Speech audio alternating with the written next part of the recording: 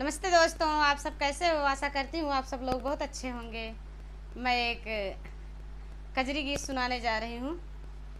आप लोगों को जैसे लगे कमेंट करके ज़रूर बताना। बहुत पुराना कजरी गीत है, पर पूरा सुनिएगा। बहुत अच्छा कजरी गीत है। जनिया चाल चली उलच कनिया, कुल बीच दाग लगाई ना। जनिया चाल चली उलच कनिया, कुल बीच दाग लगाई ना।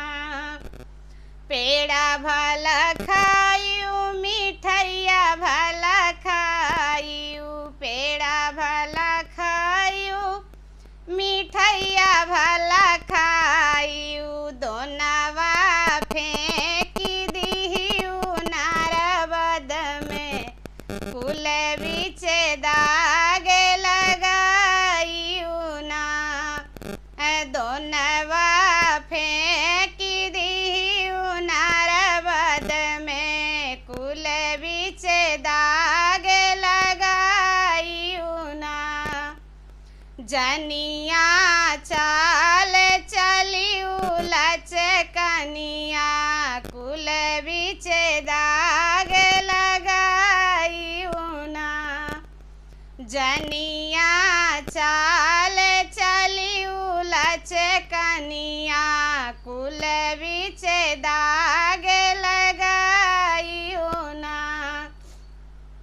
खैरा भला खायू, सुपारी भला खायू, खैरा भला खायू, सुपारी भला खायू।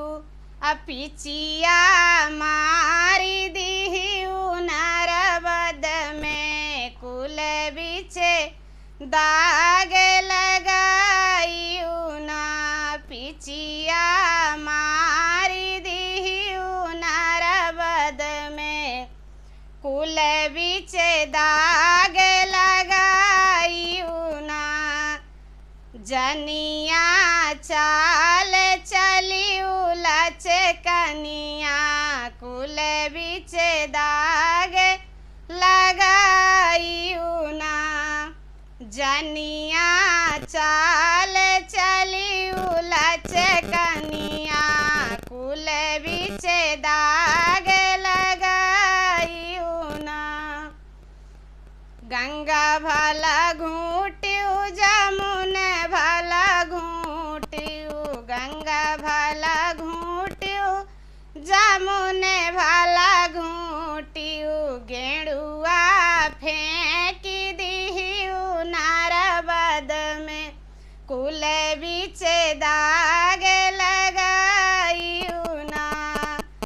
गेड़ुआ फेंकी दिहियू नारबद में, कुल बीच दाग लगायू ना। जनिया चाल चली उलच कनिया, कुल बीच दाग